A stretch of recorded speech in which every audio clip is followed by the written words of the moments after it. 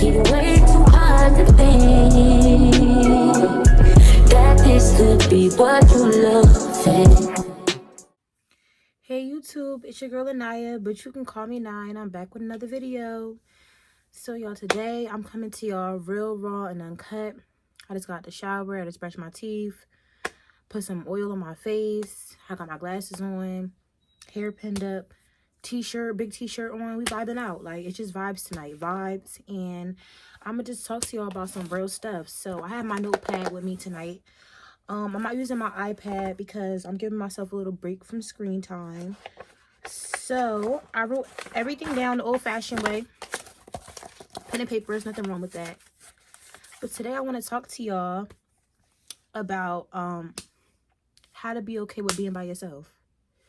So I feel like a misconception is being by yourself make you lonely. But it's like, why would you not want to consult with the realest person that's in your life? Why would you not want to spend the most time with the realest person that's in your life? You.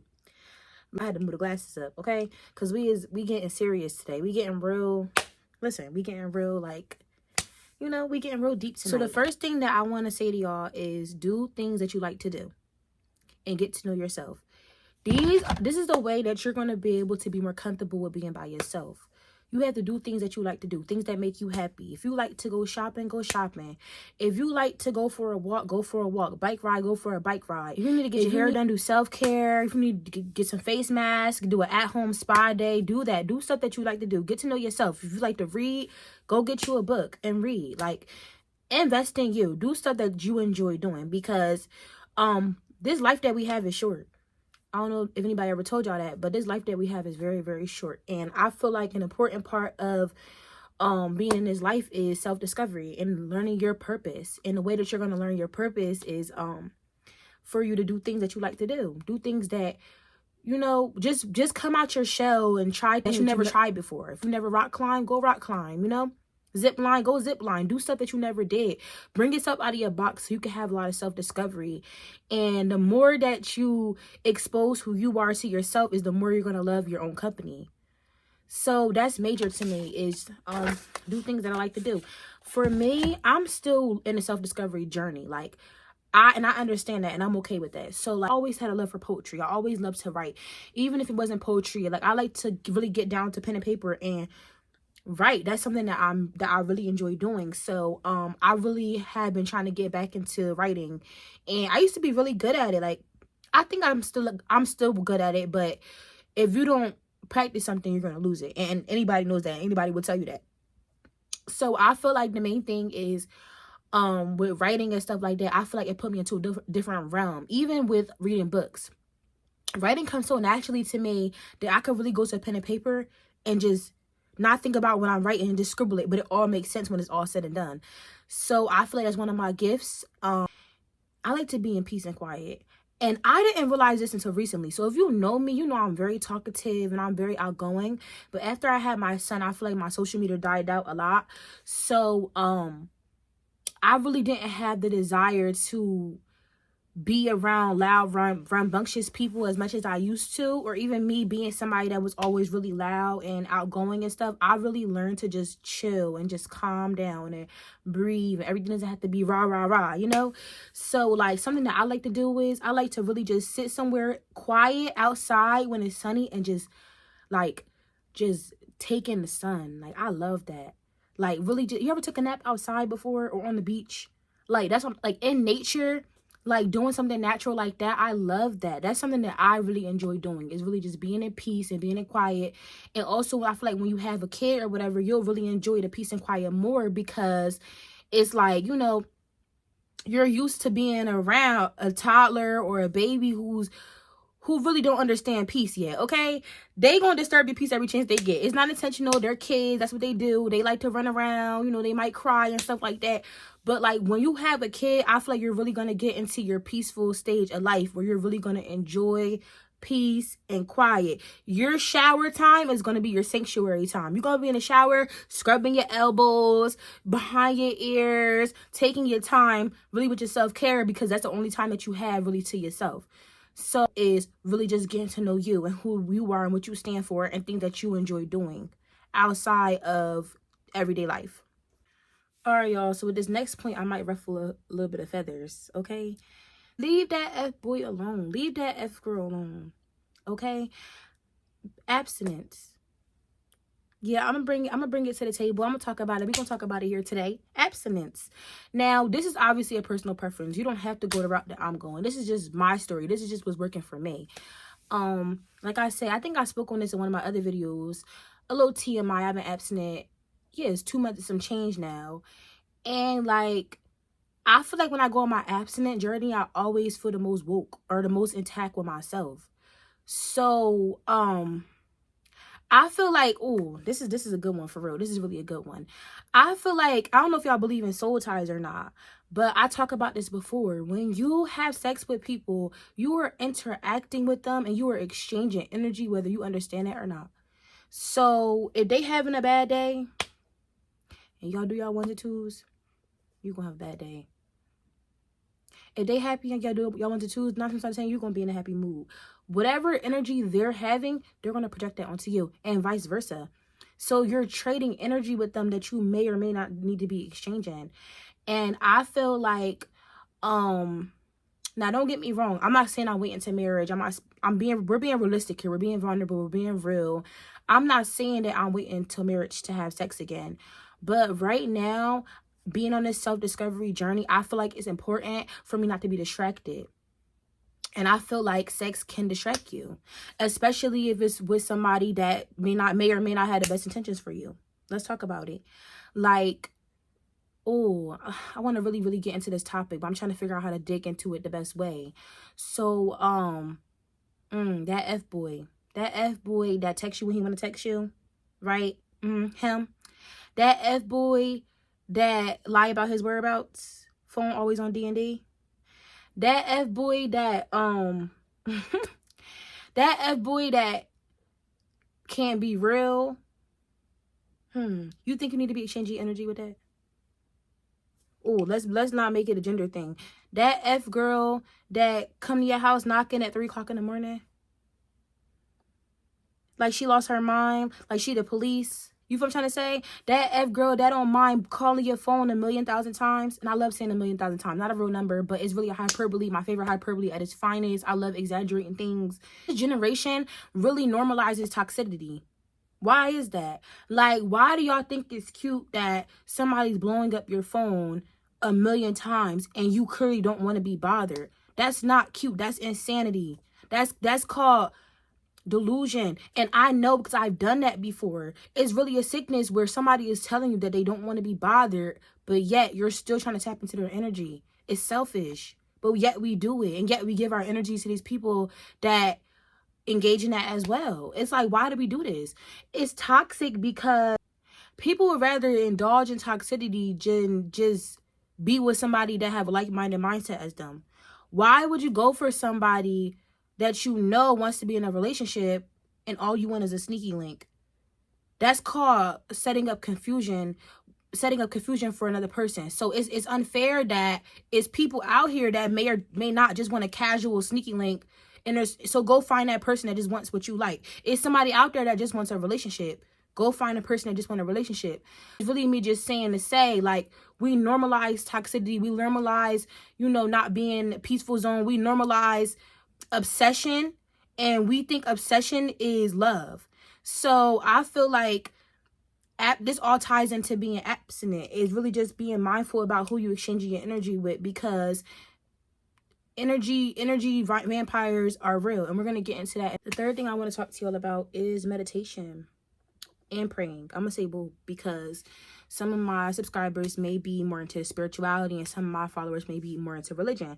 I'm not here to judge. I'm one that's into both. I don't feel like there's anything wrong with being into both. I don't feel like I feel like they're two parallel. I don't feel like they interject with one another. I feel like you can be spiritual and be religious at the same time, if that makes sense. So when I speak on religion, the religion aspect of it, I'm speaking in regards to talking to a higher power. So for me, I believe in God. So my higher power is God. Really getting down on your knees and really just praying to him.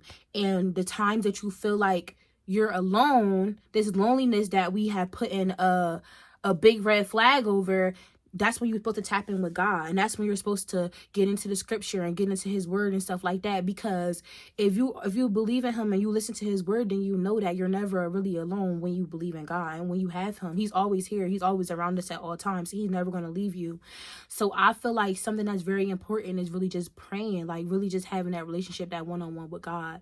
Where I feel like as I become more into the world, I feel like I drew further and further away from him. So I feel like my main goal for this year is to build my relationship back up with him, because he's the most important interaction that you can have is with God.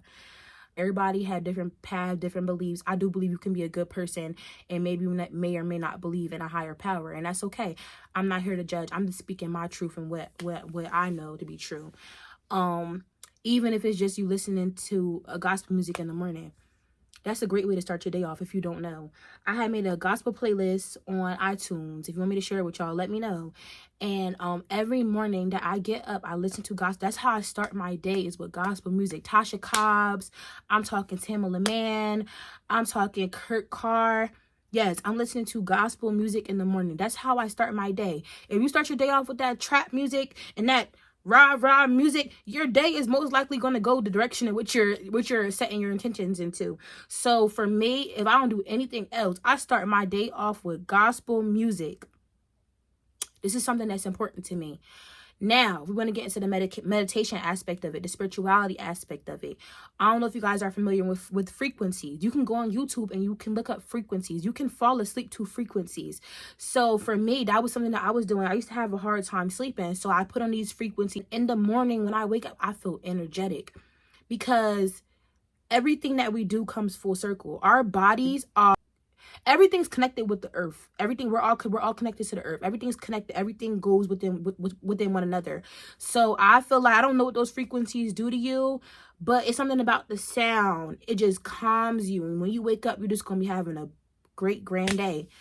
So that's how I really combat, like, feeling alone at night. I put on those frequencies. I try to shut my brain down, and I really go and tap into myself, and I really just listen to it and absorb that energy in, because I don't know, it helps me. Stuff really heals your chakras and stuff like that. So I'm getting into that stuff more. I like to read. I like to do research.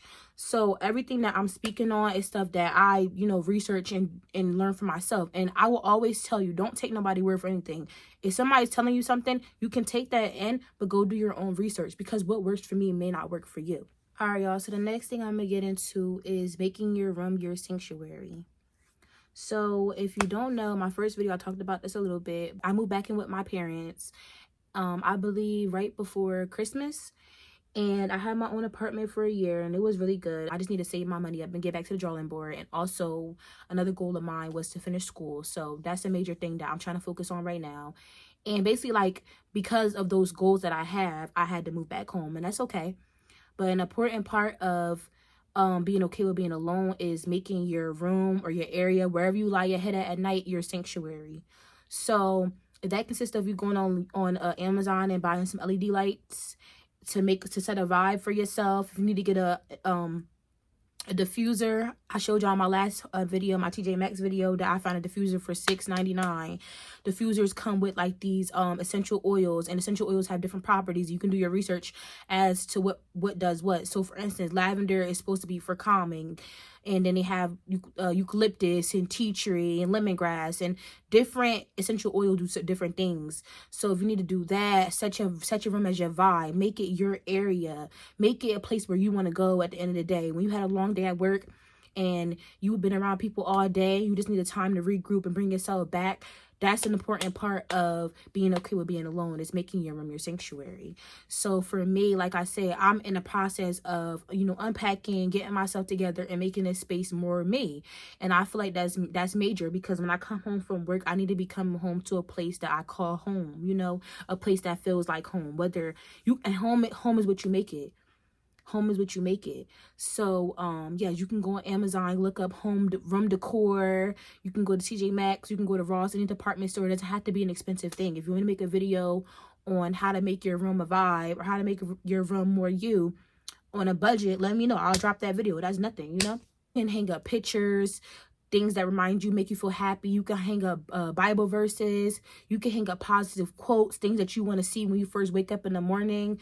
You can start doing things like hanging sticky notes on your mirror and putting up affirmations. Anything that you need to do to make your room your sanctuary. This will help you with the process of being okay with being by yourself. Because when you get up and when you're looking around and you're in your room, you're going to feel safe. And safety is an important part of loneliness.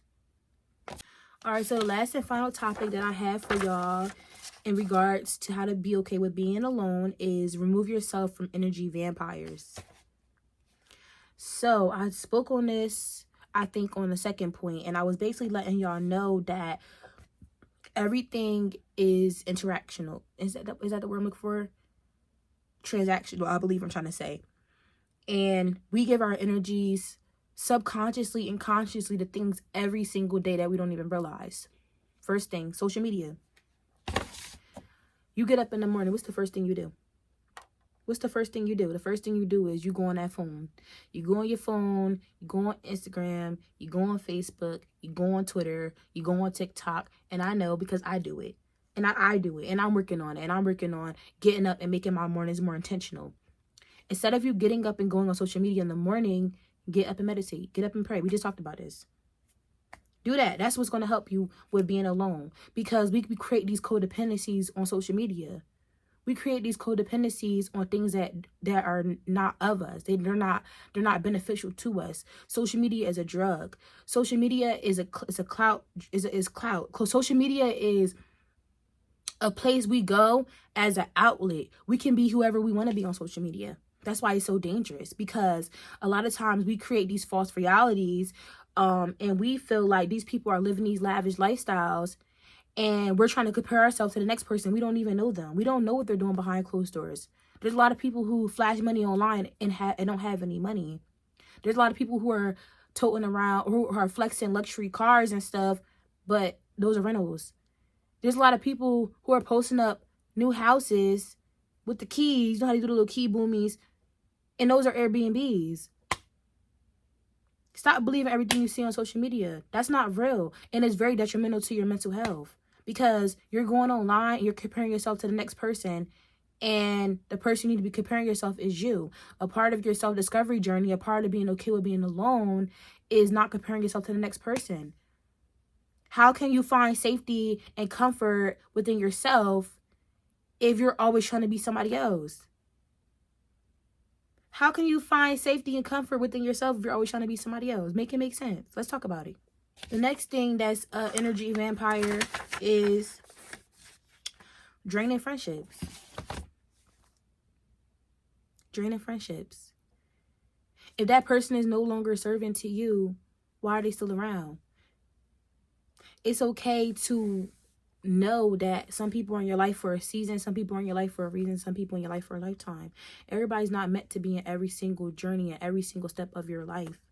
It's okay to cut those friends off. People that claim to be friends that are not friends. It don't have to be any bad blood or beef either when you do so.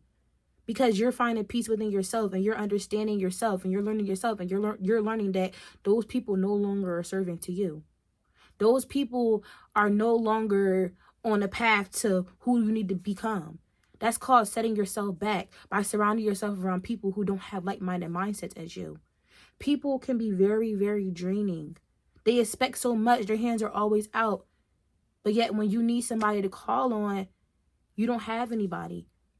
It's okay to cut people off, and you don't have to feel bad for doing so. Always protect your peace and do what's best for you at all times, because they're going to do what's best for them. Period. And I learned that the hard way, because I felt like, oh, I had this friend for so long, and I feel like I owed them something. You don't owe anybody anything. You owe yourself that. You owe yourself that peace. You don't owe anybody anything. And that's so important. And I feel like a lot of times, you'll know that person is not good for you anymore. That person is not a fit for you anymore. But yet you keep them around for what? It's okay to have different friends for different reasons. But definitely recognize when friendships are draining. If that person only call you when they need something, that friendship is draining. Because you're pouring into somebody's pot constantly, and now your pot is empty, their pot is filled up, right? and you don't have anything to give to yourself or to the people that may need you, the people that really do pour into your pot, that you need to be pouring back into their pot. You know what I'm trying to say? So that's important. A friendship is draining when y'all can't bring stuff to the table without it turning into an argument. That's draining. Everything is not an argument. Everything is not a debate. And the people that feel like everything is an argument and a debate are draining and toxic, and they have a lot of self-healing to do. And that's okay. But they're not going to do that healing with you. So be able to recognize draining friendship. Don't do anything, tap into your mental health. In the Black community, mental health is so freaking overlooked. Let's talk about it.